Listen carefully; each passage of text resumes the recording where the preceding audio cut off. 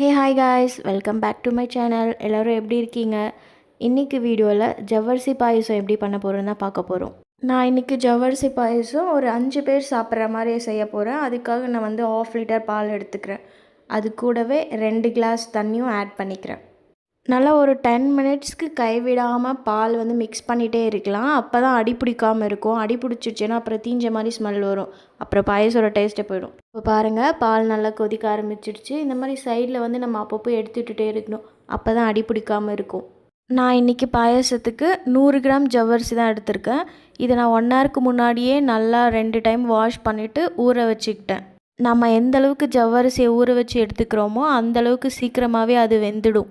So நமக்கு பாயசமும் சீக்கிரமாக ready ஆகிடும். ரொம்ப நேரம் டைம் எடுத்துக்காது. இப்போ பாருங்கள், பால் நல்லா கொதிச்சிடுச்சு. நான் ஊற வச்ச ஜவ்வரிசியும் ஆட் பண்ணிக்கிறேன்.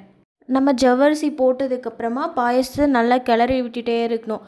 அப்போ தான் ஜவ்வரிசி அடி பிடிக்காது. இல்லை நம்ம அப்படியே விட்டுட்டோன்னா அது அடியில் அடி பிடிச்சிட்டு தீய ஆரம்பிச்சிடும். அப்புறம் அடி பிடிச்சிடுச்சுன்னா பாயசம் கசப்பாயிடும், நம்மளால் சாப்பிடவே முடியாது. நான் இன்றைக்கி ஒரு பாதி கப் அளவுக்கு மில்க் மேட் ஆட் பண்ணியிருக்கேன். சர்க்கரை ஆட் பண்ணல.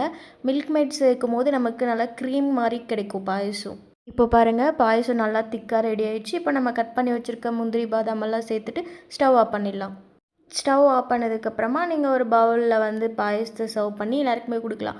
நீங்கள் அப்படியே சூடாகவும் சாப்பிட்லாம், இல்லை ஃப்ரிட்ஜில் வச்சு சாப்பிட்லாம். நான் இன்றைக்கி ஒரு 5 மினிட்ஸ் ஃப்ரிட்ஜில் வச்சுட்டு நல்லா சில் ஆனதுக்கப்புறமா எக்ஸ்ட்ராவாக இன்னும் கொஞ்சம் கட் பண்ணி வச்சுருக்கிற முந்திரியும் சேர்த்துட்டு, அதுக்கப்புறமா என்கிட்ட வீட்டில் கொஞ்சம் மாம்பழம் இருந்துச்சு. அதையும் நான் குட்டி குட்டியாக கட் பண்ணி கொஞ்சமாக மேலே சேர்த்துருக்கேன். நீங்களும் பாயசம் ஒரு வாட்டி இந்த மாதிரி ட்ரை பண்ணி பாருங்கள். டேஸ்ட் அவ்வளோ சூப்பராக இருக்கும். வீடியோ பிடிச்சிருந்துச்சுன்னா மறக்காமல் லைக் பண்ணிவிட்டு ஷேர்